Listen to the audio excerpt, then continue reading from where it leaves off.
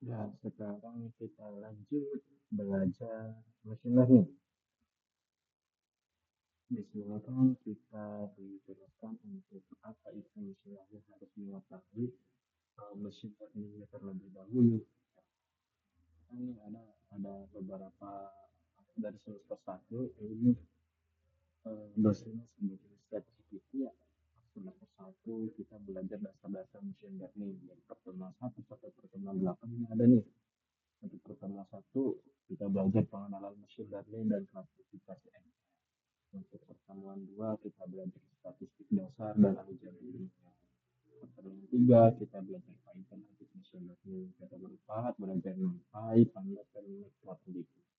Pertemuan 5 kita belajar supervised learning dan linear regression. Pertemuan 6 kita belajar supervised learning dan classification atau KNN dan decision tree.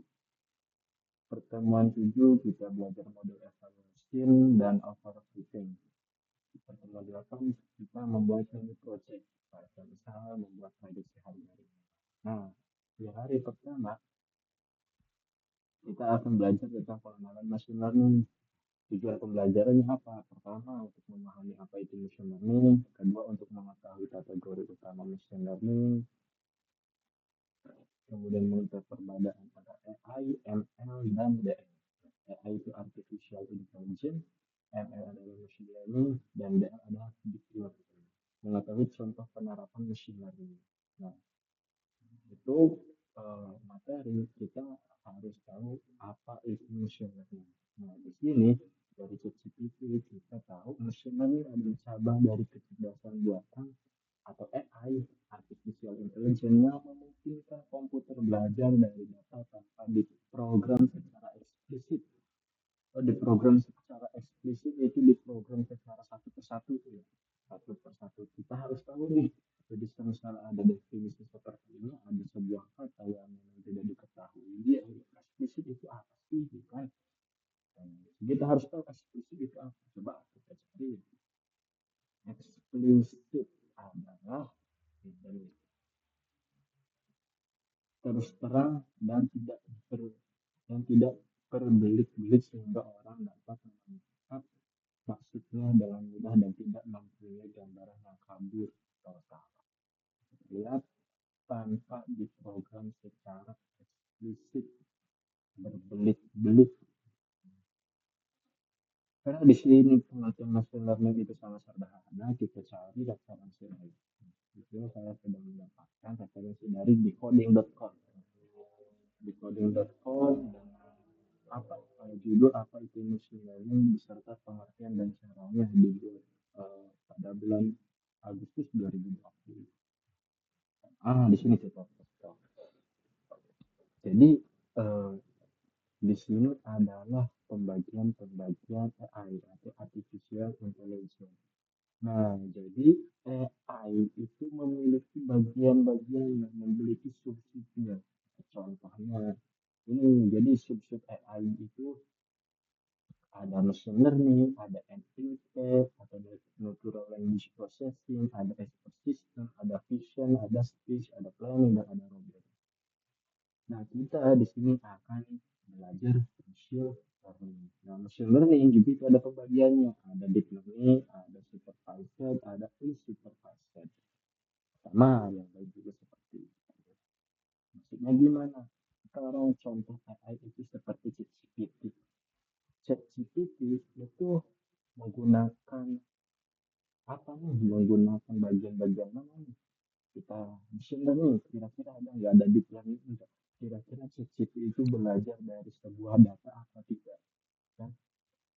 Belajar. Coba kalian kirim sebuah data, kemudian kalian tanyakan, membuat tugas-tugas atau pertanyaan terkait data-data tersebut, maka ChatGPT bisa menjawabnya.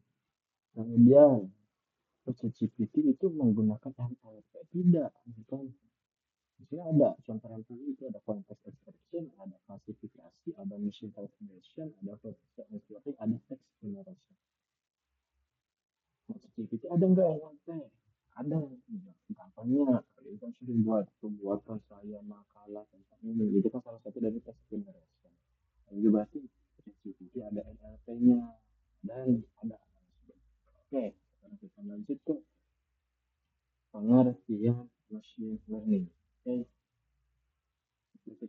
barang-barang, teknologi machine learning adalah mesin yang dikembangkan untuk bisa belajar dengan sendiri tanpa arahan dari penggunanya.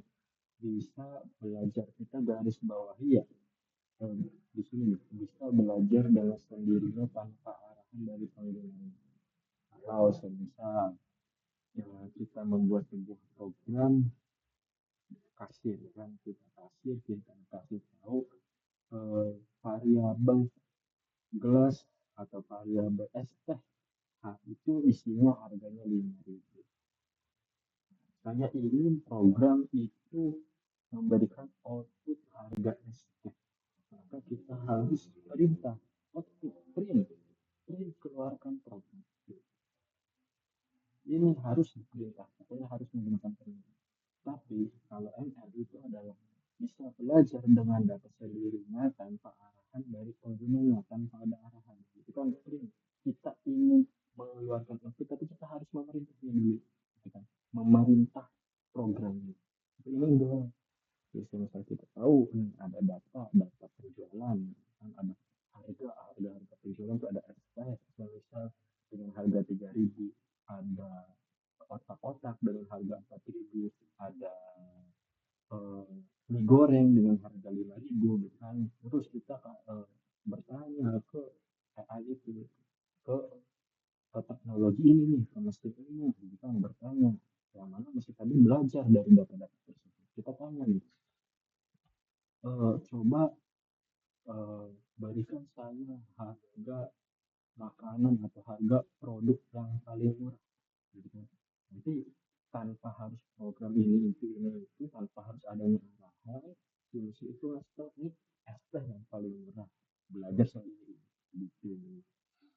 Kemudian di sini pembelajaran mesin atau machine learning dikembangkan berdasarkan disiplin ilmu lainnya seperti statistika, matematika, dan data milik, sehingga mesin dapat belajar dengan menganalisa data tanpa perlu diprogram ulang atau diperintah. Nah, di sini juga kita harus tahu. Jadi kenapa mesin itu bisa belajar? Ada karena ada penerapan statistika, matematika, dan data. Seperti apa sih? Nanti itu ada di pertemuan berikutnya. Kemudian di sini dalam hal ini machine learning memiliki kemampuan untuk memperoleh data yang ada dan diperintah diri sendiri. Pada di bawah ini memiliki kemampuan untuk memperoleh data yang ada dengan perintah dia sendiri. Memperoleh data ya. Jadi dia mendapatkan data baru dari data-data yang sudah ia dapatkan. Kayak tadi contoh nih, kita memiliki data es teh dengan harga 3.000, data otak-otak dengan harga 4.000, data mie goreng dengan harga 5.000. Ini kan data ini. Nah, machine learning mesin itu bisa mendapatkan data baru dari 3 data ini. Data barunya apa? Misal harga paling murah adalah harga es teh, harga paling mahal adalah harga itu dapat sendiri, mendapatkan sendiri tanpa harus ditambahi oleh si developer, tanpa harus itu mesin itu bisa mendapatkan data itu sendiri tanpa diperintah. Nah, atau diperintah oleh developer, tapi diperintah dengan mesinnya sendiri. Kemudian ML juga dapat mempelajari data yang ada dan data yang ia peroleh sehingga bisa melakukan tugas tertentu. Nah, ML juga dapat mempelajari data tadi ya, data-data yang ada dan data yang ia peroleh yang didapatkan baru nih harga termahal untuk bisa melakukan tugas-tugas yang diinginkan si developer atau diinginkan. Tugas yang dapat dilakukan oleh ML itu sangat beragam tergantung dari apa yang dilakukan. Oke, gitu, paham ya. Kemudian di sini ada sejarah-sejarahnya ya. Istilah machine learning pertama kali dikemukakan oleh beberapa ilmuwan matematika. Garis besar berarti machine learning pertama kali dikemukakan oleh ilmuwan matematika. Yang kebanyakan orang-orang komputer itu memang orang-orang yang matematika, orang-orang matematika lah, matematik. Siapa nih? Seperti Adrian Neri, Legendre, Thomas Bayes, dan Angelo Fox pada tahun 1920-an dengan mengemukakan dasar-dasar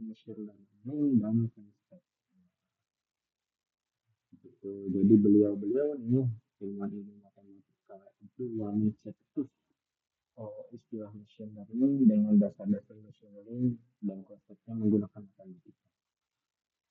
Nah, sejak saat itu machine learning yang banyak yang mengembangkan. Salah satu contoh dari penerapan yang cukup terkenal adalah Deep Blue yang dibuat oleh IBM pada tahun 1996. Deep Blue. Nah, cari tahu nih Deep Blue itu apa sih? Kami juga belajar bareng. Deep Blue. Deep Blue betul besar superkomputer catur. Nah, di sini kita bisa Deep Blue superkomputer catur adalah sebuah komputer catur yang dikembangkan oleh IBM pada tahun 1990-an. Ini ada penulis dari sukses dan Deep tahu komputer catur sukses sebelumnya. Tujuan utama Deep Blue adalah untuk mengalahkan juara dunia catur. Pada tahun 2020 memainkan pertandingan yang itu.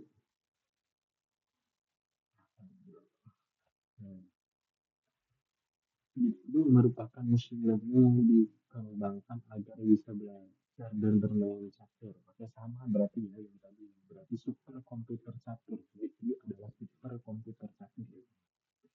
Dulu juga telah diuji coba dengan bermain catur dengan juara catur profesional dan itu berhasil memenangkan pertandingan catur tersebut. Nah, jadi apa namanya permainan catur itu sebenarnya adalah permainan matematika.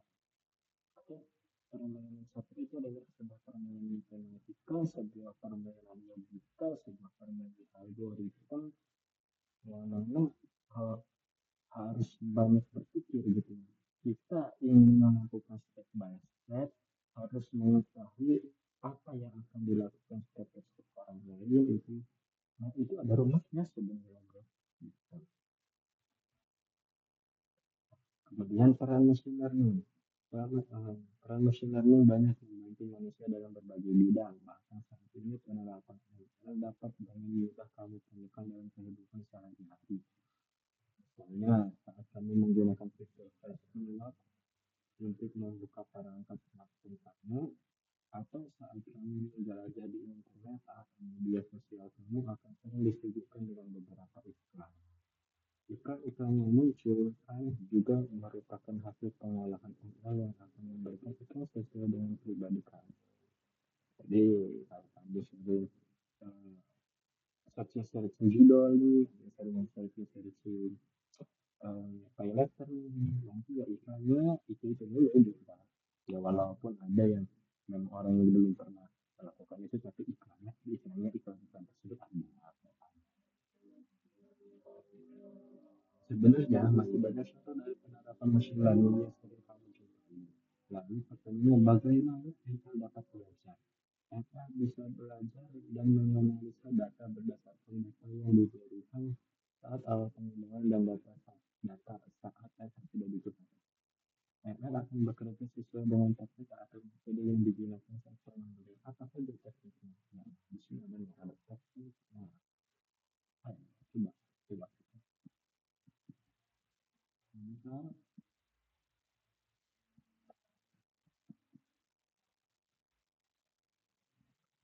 kita belajar jenis-jenis mesin atau teknik aplikasi. Di sini ada beberapa, ada supervised learning, ada unsupervised learning, dan di sini ada deep learning. Tapi tidak ada deep learning di sini. Di sini tidak deep learning. Harusnya ada deep learning di sini. Ada DL, deep learning. Oke, sekarang kita belajar teknik belajar machine learning. Di sini ada beberapa teknik yang dimiliki oleh machine learning, namun secara luas machine learning memiliki dua teknik dasar, supervised learning dan unsupervised learning. Jadi memang machine learning dan deep learning itu cara kerjanya memang berbeda. Nah, cara kerja machine learning itu ada dua terbagi menjadi dua teknik. Secara supervised learning. Supervised learning. Supervised learning itu apa nih? Kita jelasin supervised ya berarti Machine learning itu ada tiga teknik, ada supervised learning, ada unsupervised learning, ada juga deep learning. Nah, teknik supervised learning merupakan teknik yang bisa kami terapkan pada pembelajaran mesin yang bisa menerima informasi yang sudah ada pada data dengan memberikan label tertentu.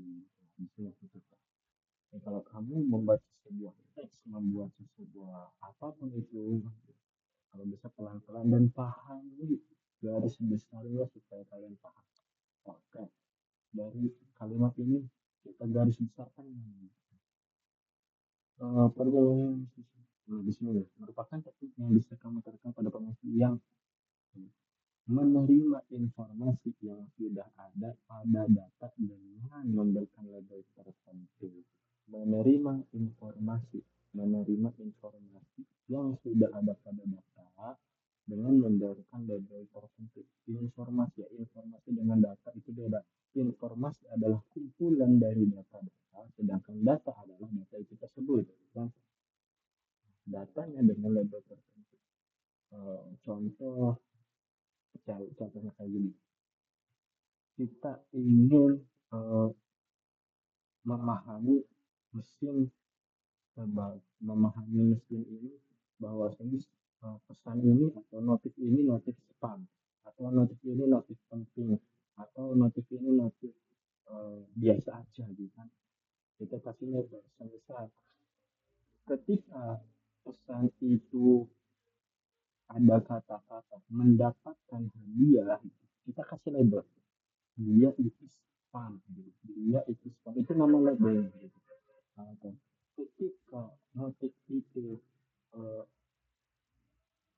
misal ketika notif itu ada kalimat buru buruan cepat gitu, berarti itu notif tersebut kita kasih label penting atau dia ada notif ya kamu lagi apa gitu, kita kasih label biasa aja dan biasa aja, itu namanya label. Nah, menerima informasi yang sudah ada pada data, informasi yang sudah ada pada data dengan memberikan label tertentu. Nah, terkesan ini berarti apakah di label itu. Kemudian diharapkan teknik ini bisa memberikan target terhadap output yang dilakukan dengan membandingkan pengalaman belajar di masa lalu. Oke, jadi contohnya gini. Hmm, buat informasi soal pembelajaran.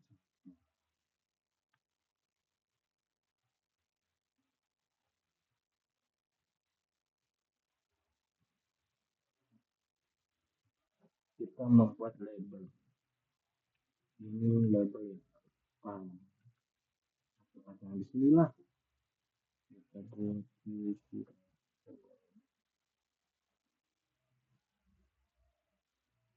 ini contoh lagi pakai penyandang.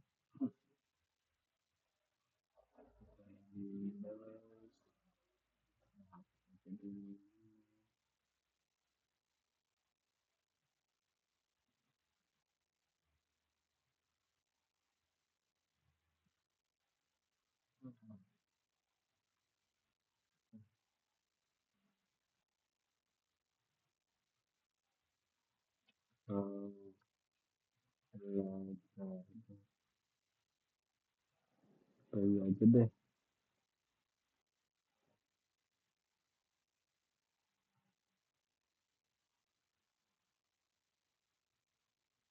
Nah, di sini kita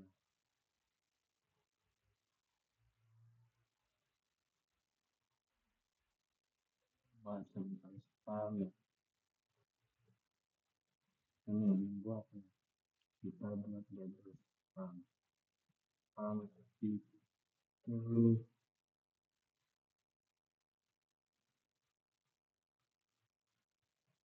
yang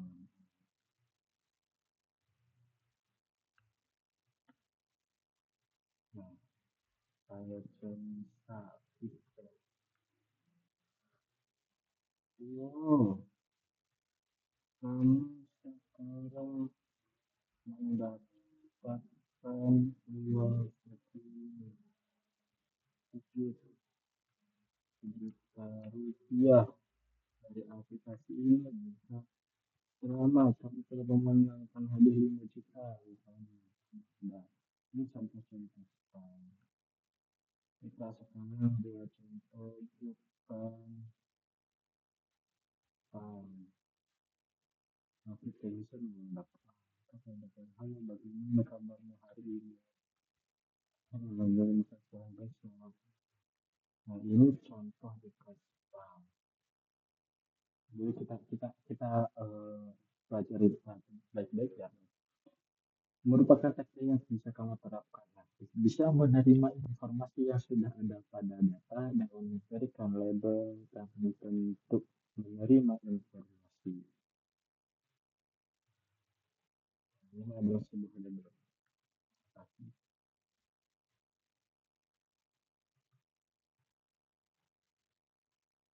Oh, lupa Python itu pakai pada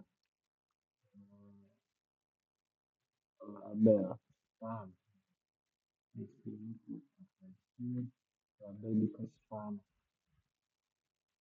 Nah, menerima informasi yang sudah ada pada data dengan memberikan label tertentu menerima informasi yang sudah ada pada data dengan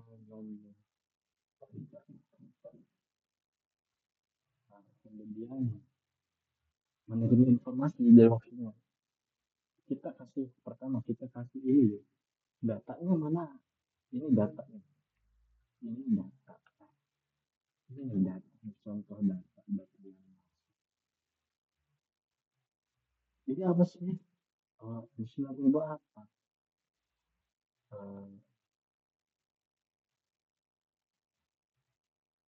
pengecekan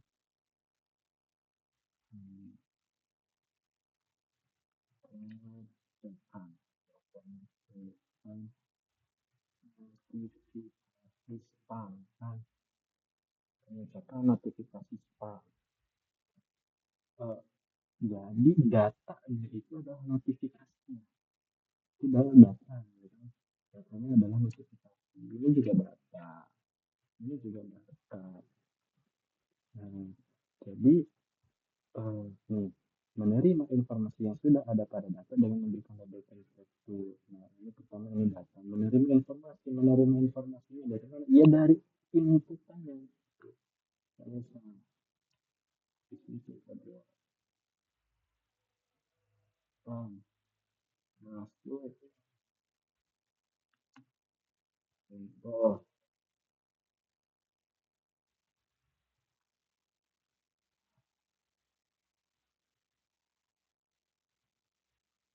mendapatkan hadiah.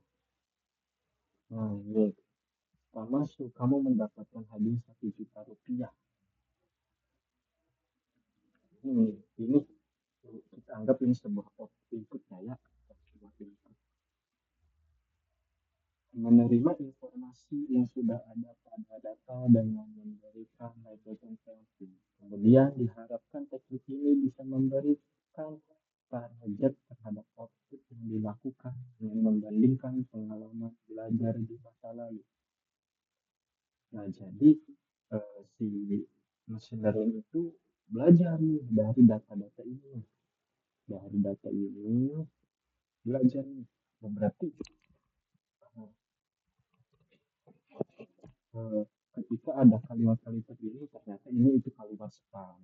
Ketika ada kalimat ini berarti kalimat ini bukan spam. Jadi ketika ada input masuk, kamu mendapatkan hadiah Rp1 juta dari aplikasi ini. Kira-kira kalimat ini itu labelnya label spam atau label bukan spam nih, gitu. Belajar dari situ. Oh, ini nih kata-katanya mirip dari kata-kata ini. Berarti kalimat ini termasuk di kalimat atau label seperti itu notifikasi atau nih kita ada contoh ini Misalkan kamu mempunyai sejumlah film yang sudah kamu beri label dengan kategori tertentu. Kamu juga memiliki film dengan kategori komedi, memiliki film 21 Jump Street dan Jumanji. Ingat ya, kamu cuma film dengan label dengan kata kamu juga memiliki film dengan kategori komedi. Ya, kategori komedi ini termasuk film eh, 21 Street, 21 Jump Street, dan Jumanji. Selain itu, Selain itu, kami juga punya kategori lain, misalkan kategori film horor seperti The Conjuring dan IT. Ketika kamu membeli film baru, maka kamu akan mengidentifikasi genre dan isi dari film tersebut. Setelah film tersebut, barulah kamu akan memilih film tersebut di kategori yang sesuai. Jadi kasusnya berbeda, tapi modelnya sama.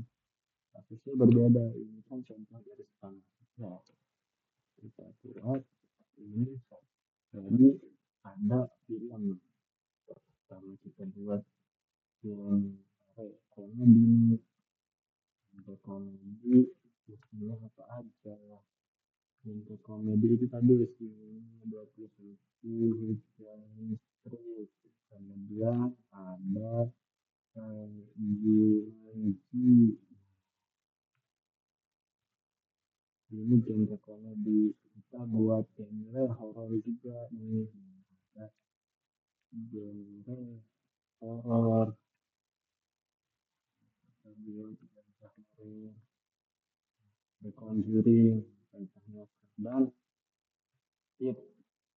Ini genre horor. Kemudian inputnya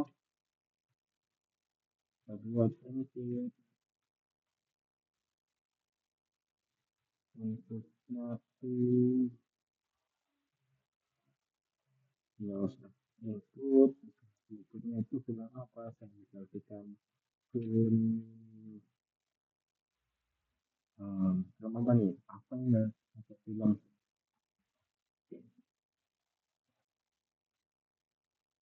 apa, film apa, Conjuring 2, Conjuring 2, kenapa sih film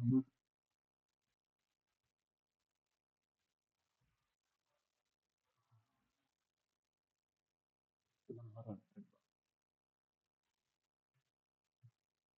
film horor. Misal Insidious, yang belinya Insidious nih, gitu kan. Yang beli Insidious, ya, beli film Insidious.